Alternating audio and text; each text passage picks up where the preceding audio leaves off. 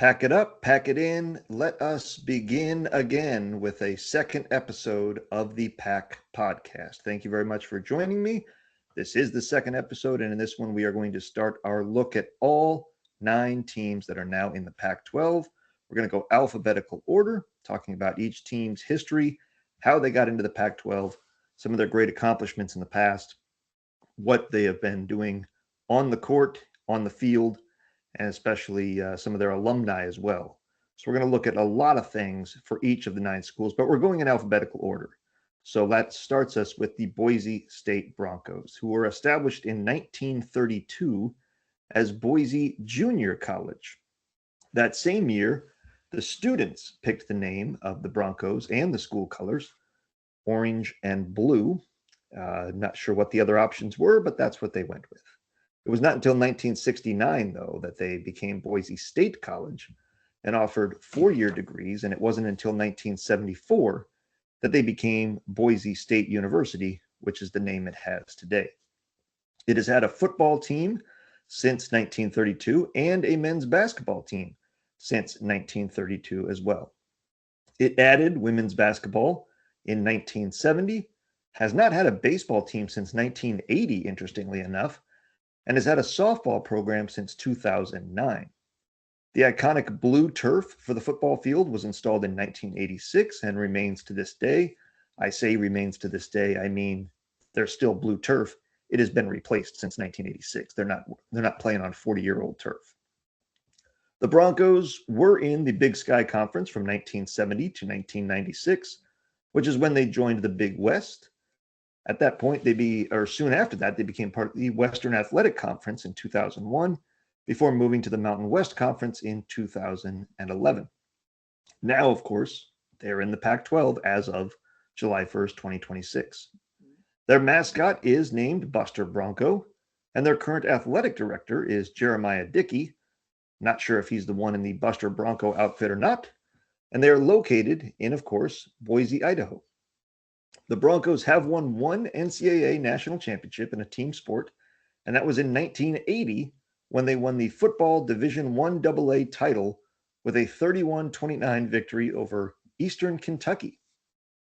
Boise State will also tell you they won a second football national championship as they won the NJCAA, National Junior College Athletic Association, in 1958 in a 22-0 win over Tyler, Texas. Now, I'm not sure if they took on the entire town of Tyler, Texas, or if Tyler, Texas had a community college at the time. Maybe they still do, but that was the score. That was the record. That was the game. Probably the latter, probably played at school. As for football, let's take a look at that particular sport individually. And most famously, they won the 2007 Fiesta Bowl over Oklahoma with a Statue of Liberty touchdown play. One of the players proposed to one of the cheerleaders. I assume they were dating at the time, or else it was really uncalled for, but she accepted, so I have to assume they were dating. But they finished that season as the only major undefeated college football team, and in my opinion, that makes you the national champion. So as far as I'm concerned, the Boise State Broncos are the unofficial national champions of football in 2007. They've won 2 other Fiesta Bowls, oddly enough. One in 2010 over TCU, another in 2014 over Arizona.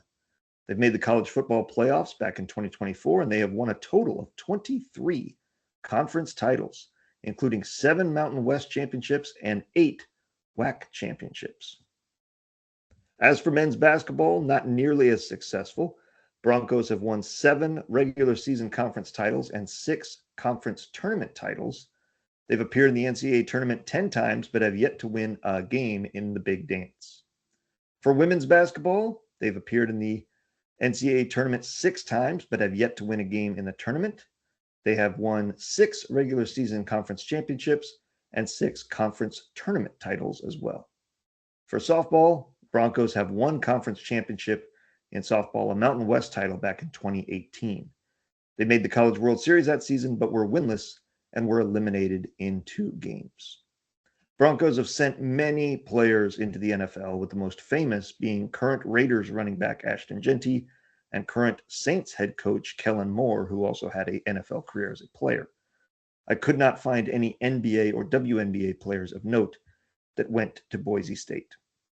So that is it for our look at the Boise State Broncos. We are going to be back next week with a look at the Colorado State Rams.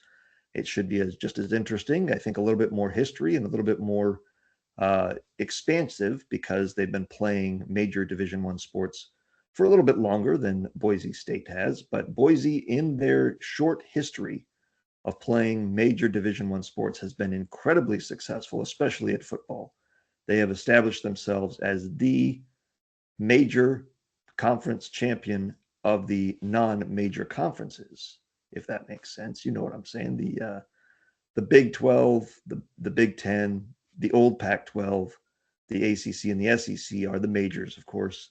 And of the other group of five, the other conferences, Boise State is by far the most successful school in any of those. And they've remained competitive despite coaching changes and players coming and going throughout the years, and now the NIL transfer portal as well. So kudos to Boise State for their success at football. It is the envy of the Pac-12, the current one, as we are all looking at them as the team to beat going into every season because they have proven year in and year out that they always field competitive teams with very strong rosters. They also play a strong non-conference schedule. Looking forward to seeing them on the basketball court, both men's and women's this year, and on the softball diamond later this year. And disappointed that they don't have a baseball team. That was surprising to me. I don't follow college baseball ultra closely, but I was surprised to see that Boise State has not had a college baseball team since 1980. I hope they are able to bring that back at some point in the future, but we will see. Either way, I thank you very much for joining me on this episode of the PAC Podcast. Again, this was just a brief look as we're in the off season, the heart of the off season, at the Boise State Broncos history and how they got from being a junior college in 1932 to being a Pac-12 member here in 2026. It wasn't even 100 years ago. There was no college in Boise. Now they're in the Pac-12 as a member and a team to beat in football, at least on paper. So thank you very much for joining me in this episode. I hope you will join me next Sunday when we break down the Colorado State Rams history and how they got into the Pac-12. And until then, pack it up, pack it in. We'll do it all again.